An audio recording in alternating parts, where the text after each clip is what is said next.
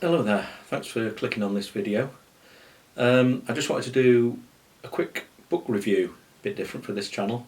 If you watched a few weeks ago, I did a wild camp in the van just at the bottom of Mam Tor, just outside Castleton, and I was reading this book, Rock Trails Peak District, and I said I'd do a quick review. It's probably only going to be of interest to you if you regularly visit the Peak District or you're planning to.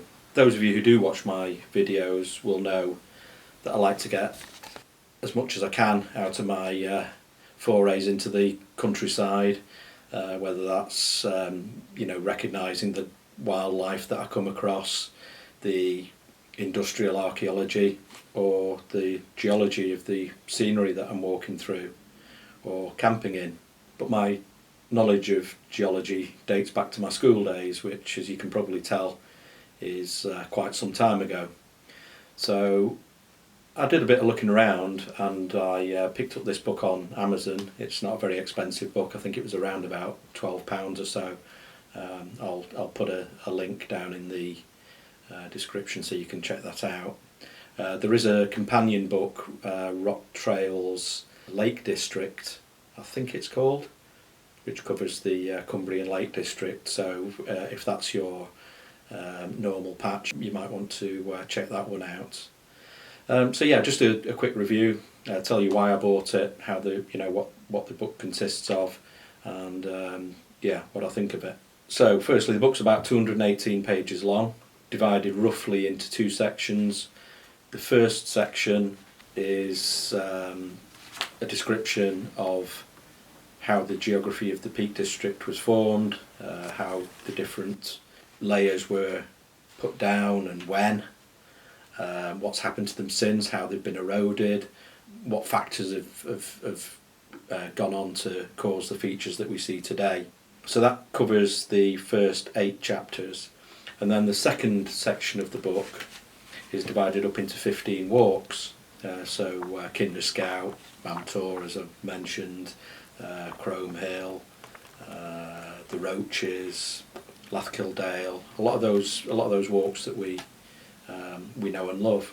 Geology isn't a simple subject, so you have to accept that even though this is written in as kind of a layman's fashion as possible, there's quite a lot of technical terminology, and it will benefit from you reading it a couple of times. It's not something that you'll just read once and then put on the shelf, I think. But it does benefit from a bit of careful study. And then onto the walks. It might not be like other walking books that you have, in that you've got waypoints and it's very easy to follow the walk from the book.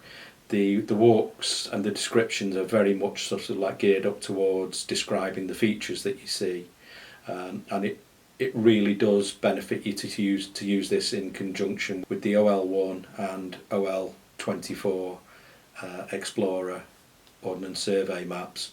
Plan out your walks in advance. Look at the features and the contour lines, and really try and sort of dig into the description and get a feeling for what Paul Gannon is talking about in the description.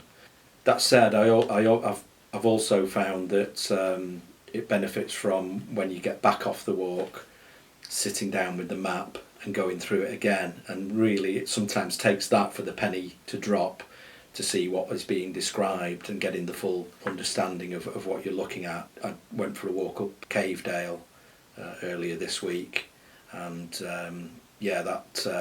that's very much the case. It really, I was looking at it and still thinking, I don't quite understand this, and when you get back and look at the map and then it clicks and the penny drops, and then you get a real understanding of the geological forms that you're looking at. So overall there is a certain level of technicality. It's a lovely book. It's got like a gatefold, so you can mark sections, front and back. So it's a very well structured book.